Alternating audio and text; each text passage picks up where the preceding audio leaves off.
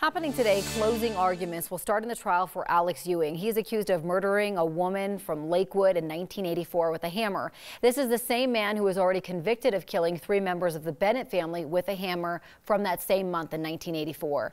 Darius Johnson joins us from the newsroom this morning. And Darius, there's been a lot of evidence shared, but Ewing is making things difficult in this trial.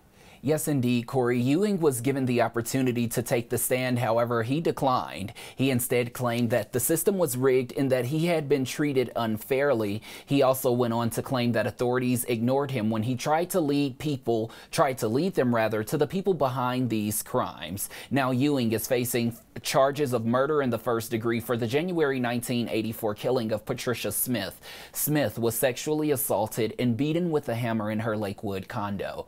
Tuesday, 2 witnesses took the stand. One of them is a forensic analyst with the Colorado Bureau of Investigations who testified that Ewing's semen was collected from multiple places at the scene, including Smith's body. The defense argued his DNA was not found on the hammer used to kill Smith. However, the prosecution then argued a person wearing gloves wouldn't leave DNA and that Smith's DNA wasn't even found on some of her belongings. Now, a former Aurora officer also testified about Ewing's connection to the murder of Bruce and Deborah Bennett, as well as their 7-year-old daughter Melissa. That happened the same month, just 6 days after Patricia Smith was murdered. The district judge restricted some photo evidence from the Bennett murders, concluding that they were duplicates of other evidence that was already presented. However, the jury can examine those photos during deliberation, Corey. So, Darius, typically jurors are not told about other crimes tied to a defendant. Talk about why it's different this time.